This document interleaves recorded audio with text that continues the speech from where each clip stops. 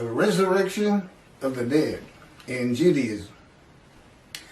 The Rambam, I think this is how you say it, Maimonides, compiled what he refers to as the Shlohah Asar Ikkarim, the 13 fundamental principles of the Jewish faith, as derived from the Torah. Rambam refers to these 13 principles of faith as the fundamental truths of our religion and its very foundations.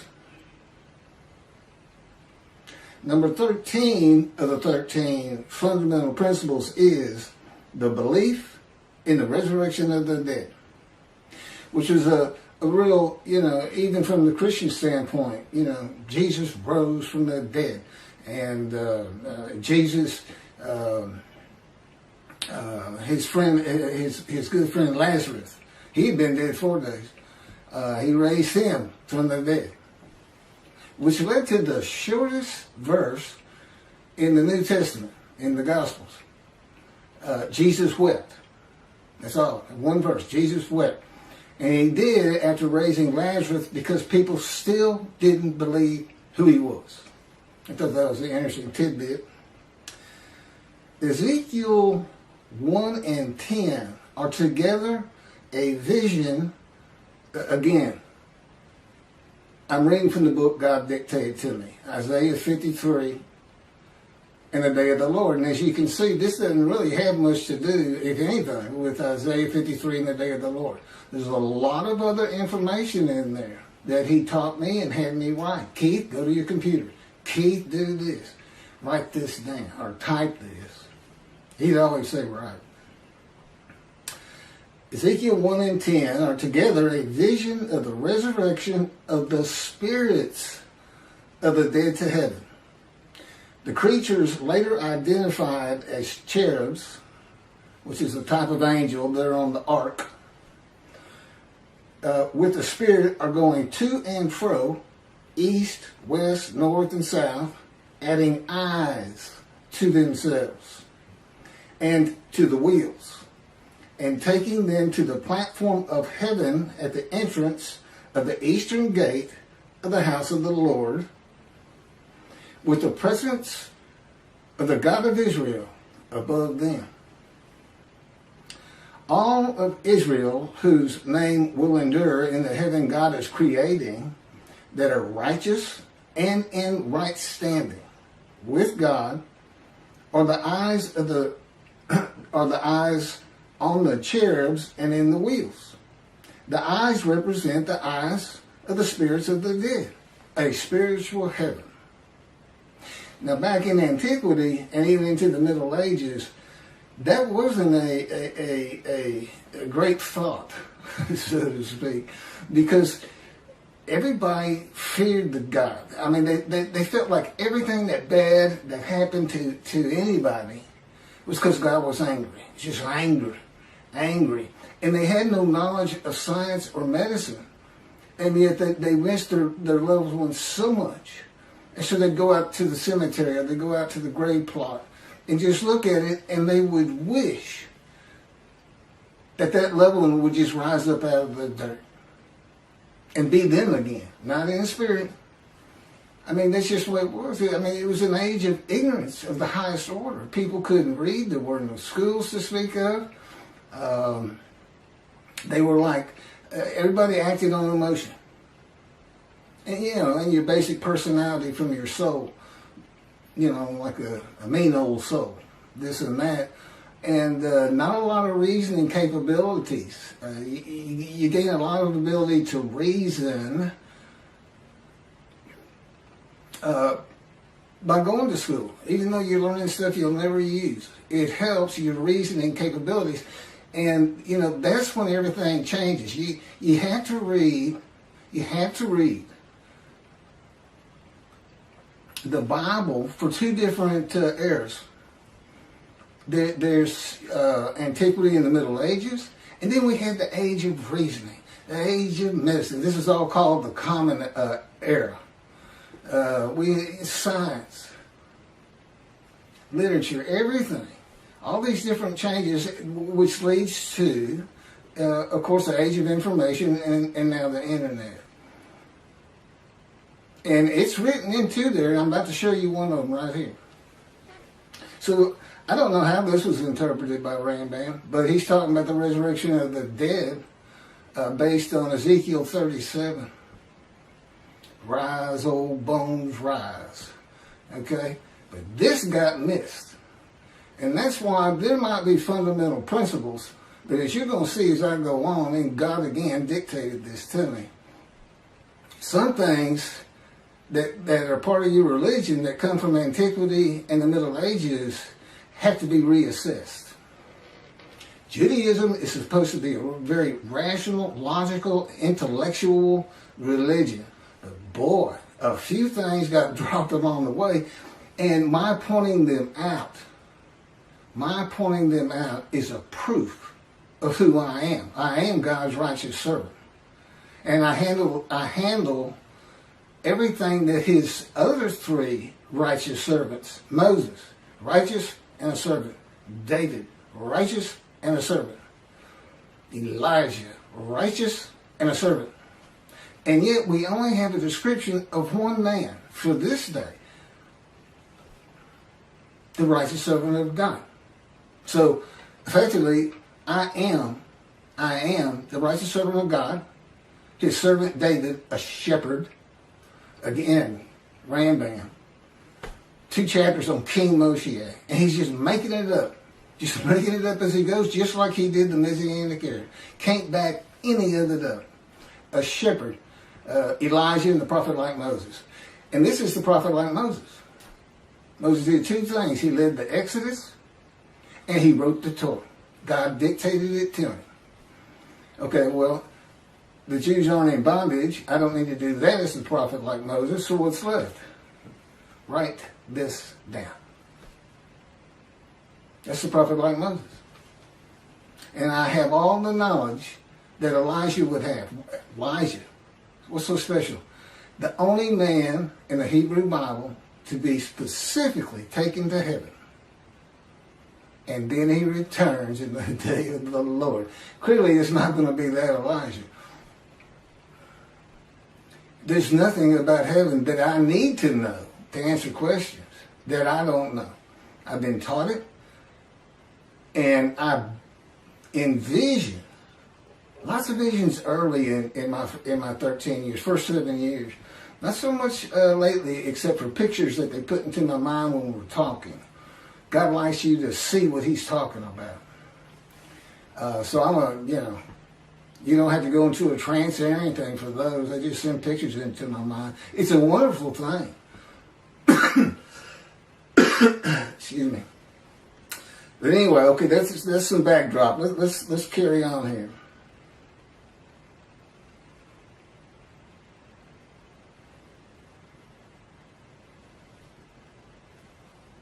Okay, there's the eyes. Okay, a spiritual heaven. That's where I left off. And this is Isaiah 65, verse 17 through 18. For behold, I am creating a new heaven and a new earth. The former things shall not be remembered. And I know why that is.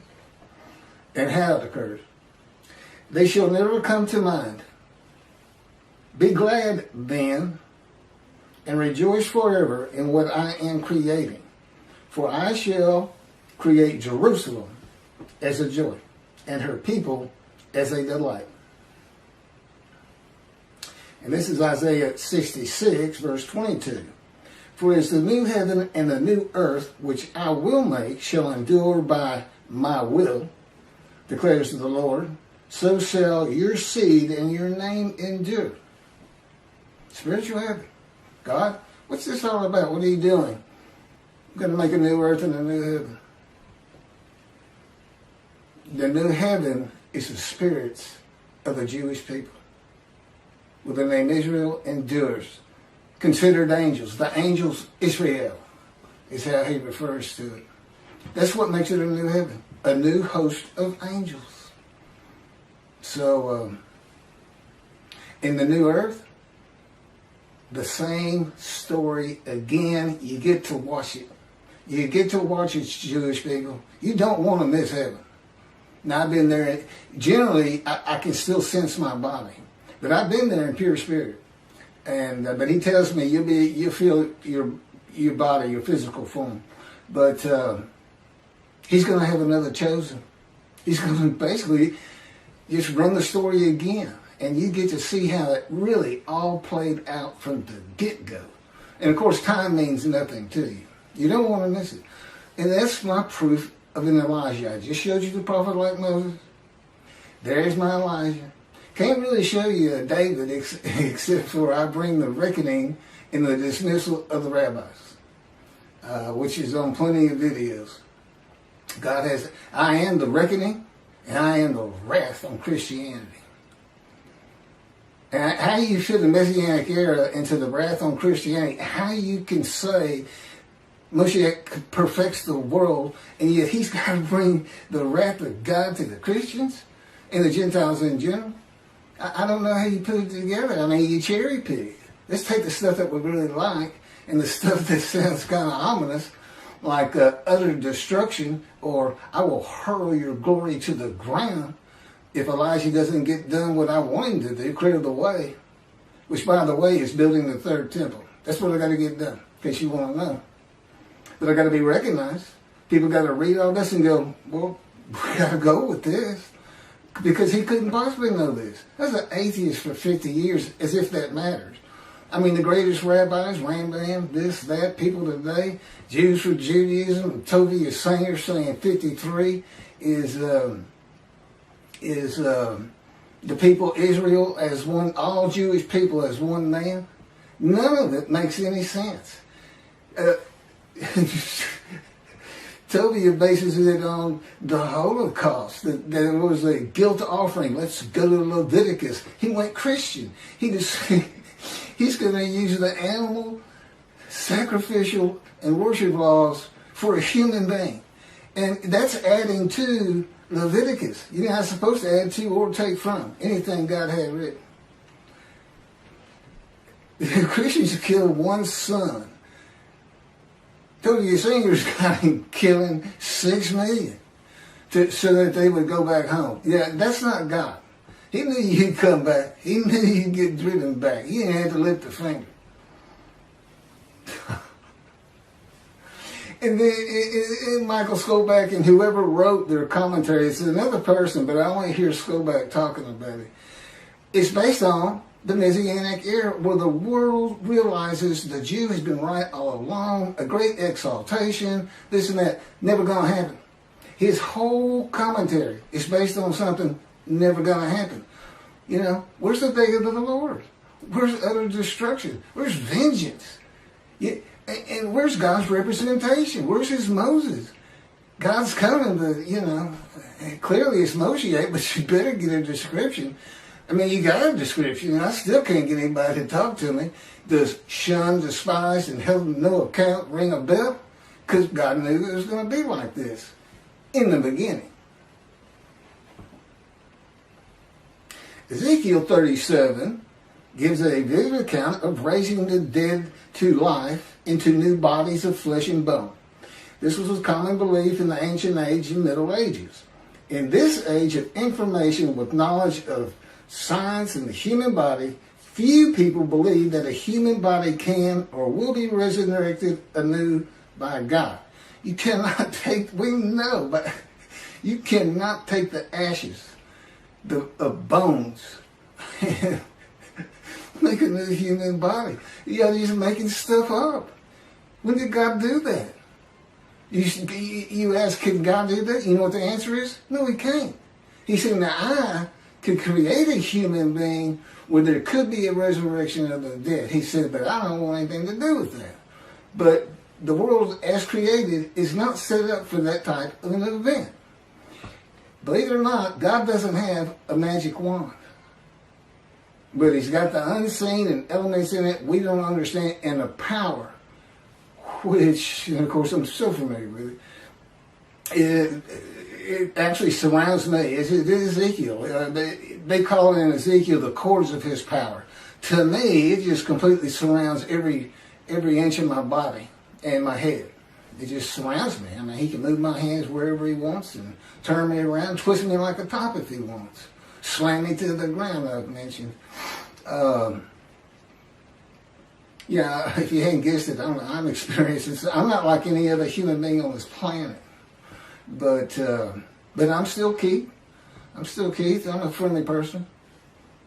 Quick to anger, but very friendly. And I've been through every stage, walk of life, man, from poverty, which he took me to, has taken me to. I haven't nothing, but which is kind of a religious thing, I think. Even Jesus hated material things, told the rich man he can't get to heaven, things like that. That's just part of it. And another thing that this fire refinement, all these punishment words, maltreatment, makes you humble. More so to him. Moses starts out this firebrand that killed a man that made him angry. And at the end of his life, it is said Moses was the most humble man on earth. Now, I don't know how you measure something like that, but I can tell you I'm more humble to God than anyone on earth because I literally fear him. Because I know the kind of pain he can put me through. And most people don't really have that knowledge. I fear God. But when he'll slam your face down into the cement or to the floor in your room. And so many other things. I know people really don't want to hear all that, but it's important to understand 53. Let me carry on with this resurrection of the dead. Today, few people believe that. It's a primitive and medieval concept that was good for a time through the Middle Ages. That is why God provided visions of heaven, conforming to the beliefs and world of the Jewish people in the Middle Ages and before, and a spiritual heaven for a more enlightened time of reasoning and knowledge. Do you understand what I just said? The Bible has to be read with an understanding of antiquity in the Middle Ages and those people and who they were. And it's also written for people of this day, modern age, knowledge, information, science, medicine, reasoning. You can't just say, or sages say. Well, do you agree with it? That's the next question. You're not going to agree with the 13th principle when I get done. The burden on Israel and the practicalities of such an event of millions of people suddenly appearing in the land from the time of Abraham to today is unimaginable. You got 6 million from the Holocaust alone. Many would be illiterate and savage, and few would be trained to work in this society. This would include the Israelites for 400 years as slaves in Egypt. What are you going to do with those people? Run. God says run. This is what you're going to do. It'll scare you to death. All would have to be housed and fed and educated, illiterate and savage. It'd be a prophecy that destroys the government of the state of Israel. I don't even know if you could fit them all in. From the Israelites in Egypt to the Holocaust, since the Holocaust. I know it's millions. I just wonder if you could start hitting 1 billion. I don't know. It's a ridiculous concept. And when I sit there and I watch and I listen and I hear rabbis do this, I understand why God dismissed them. Basically, you're going to have to get all this straight. If you want to remove yourself from dismissal, rabbis, and enter the scroll of remembrance of Malachi 3, which is what takes you to heaven, if you want to remove that, you better go read these books. It's just 2 of them. One of them is my life, the life of God's righteous servant by Isaiah 53, and that's to show how I fit the verses. That's what it's all about. And then that's the first 7 chapters. There's 14 or 15, and then God speaks to me. And from that point, it's all about Him and me. It's pretty interesting. It's a pretty interesting time. And it continues, and And I guess at the end of my life, or at some point, we're going to do it again for the finale until he decides that it's time for me to die. That's how I'm going to die. He's just going to make the decision like he did with Elijah.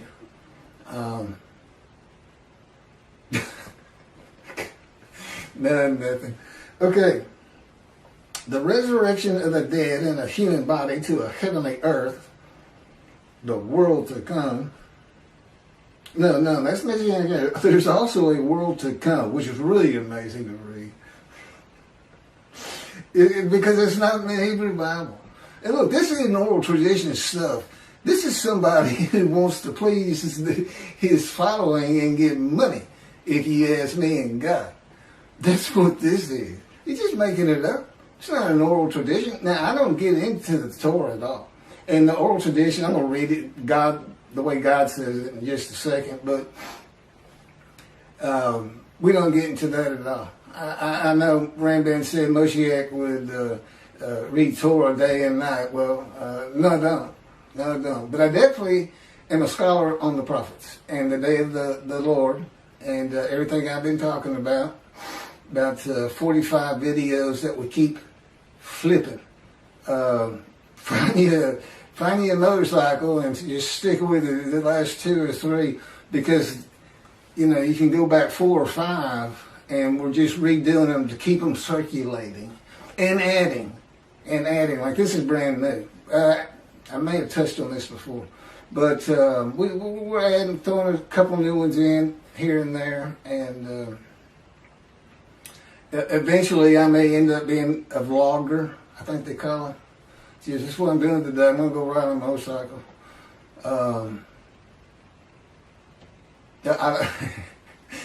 promised me. He's had me in poverty for 13 years, and but he told me one day we'll get a motorcycle again because I've had one before, a Harley, but anyway. The resurrection of the dead, okay, that's not the world to come. I got to change that. And you say, wait a minute, God dictated that. Why you got to change it? That's to tell you I still had to live the human experience. To truly still feel like I'm Keith, I got to do something dumb like that sometimes. I still got to forget things. Yeah, I got to live the human experience. And of course, my response is, why? Don't want to live the human experience. God says, I'll decide all things, thank you. So anyway, we have a good relationship. He's got a great humor and a personality far different than you get from the Hebrew Bible. Because it was meant for, first and foremost, antiquity. You're supposed to be angry. You're supposed to be, that's it, putting a plate on all y'all because David failed a test of mine. He took a census. That kind of thing. But he's really a joy to be around. He doesn't like to talk that much, but the angel of his presence, the Holy Spirit, he does. And sometimes he'll talk, and it sounds like it's a God. But then I can tell it's not. Totally different voices. Totally different. He's got a voice of a 5-year-old. I sometimes tell him it sounds more like a cartoon than me.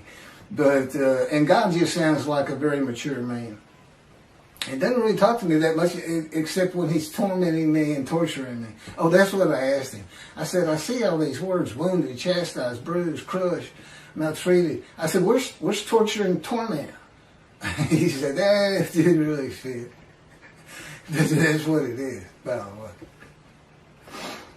Okay, the resurrection of the dead, the human body, to a heavenly earth is also said to be a sign that Moshiach has arrived, or that it will happen in his lifetime. This is a teaching from the ancient age and Middle Ages that continues today. Moshiach's here and it's not happening. Okay? It's not going to happen. Judaism's reliance on everything that the sages say in an era gone by in the oral tradition, it is important for the laws of the Torah. But the Talmud's stories, opinions, and commentaries outside of that have to be viewed in light of this age of reasoning and knowledge.